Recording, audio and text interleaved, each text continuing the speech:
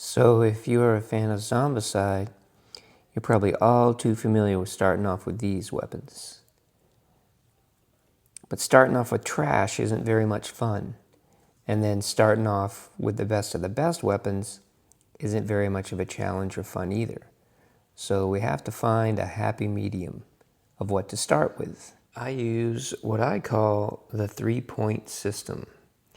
And it doesn't take very long to figure out how this 3-point system works and how to apply it to your characters. If you have a team of 6, that's 18 points, and you can stack some players and leave others with trash and hope their skills make up for it. Let's look at some basic weapons first.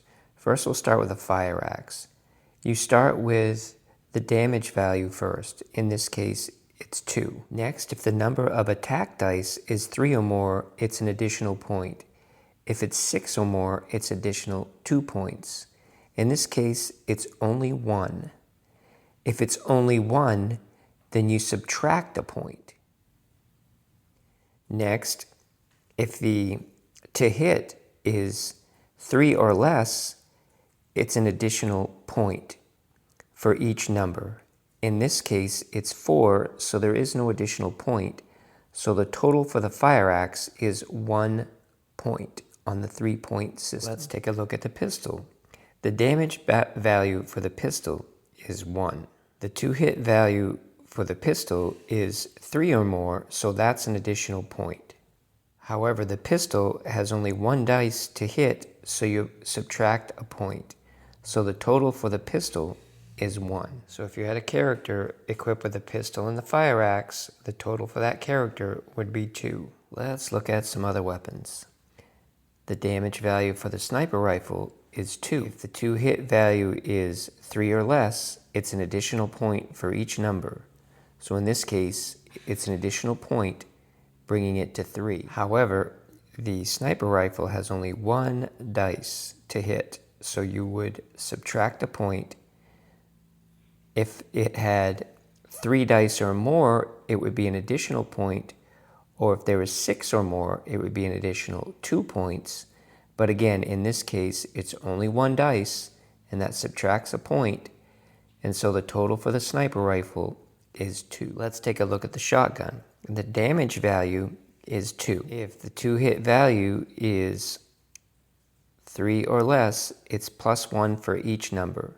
In this case, it's 4, so there is no additional point. If the number of dice to hit is 3 or more, it's an additional point. If it's 6 or more, it's 2 additional points.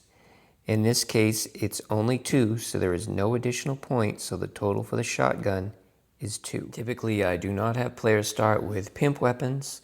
The value of the weapon cannot be over 3. Get right down to it though, the katana itself is not all that great as a weapon. It's only a 1. You couple it with another katana, you'll get 4 dice. It'll be a 2. Put it with a wakizashi, you'll get 5 dice. Saber and the sword aren't too bad. And the prize katana and the golden kukri are worth 3. Machete's okay, so you might as well let him roll with it. Even dual wield as well. Molotovs, first aid kits, dogs are all worth 3. Plenty of bullets, plenty of shells are worth 2. And then your armors are worth 1 each. During the zombie apocalypse, you are scavenging, have limited supplies, and you are almost always hungry and looking for food and water. So any ranged weapons, you start off with what I call 12 attacks, or enough ammunition for 12 attacks with that weapon. Once you find plenty of bullets or plenty of shells for your ranged weapon, then you have unlimited rounds and get the additional reroll. You do not receive your +1 action when you turn yellow until your character has found both food and water. If you have a first aid kit, a medic can get 12 points of healing from a first aid kit, but a regular player can only get 6 points of healing from a first aid kit. For weapons that use gasoline, such as a chainsaw or a concrete saw, you use this dice here, when you roll. So you would use these 4 dice with the chainsaw plus this dice. If this dice came up with this symbol right here, which is usually the broken symbol if you're going all out, but if it comes out here, you run out of gasoline, and that weapon is no longer able to be used until you find some gasoline, and then you have unlimited usage with the weapon. Let's talk about armors. There are expendable armors like the goalie mask and bulletproof vest. SBF is considered makeshift armor and blocks only melee attacks. The riot shield blocks both melee attacks and ranged attacks. The bulletproof vest blocks ranged attacks.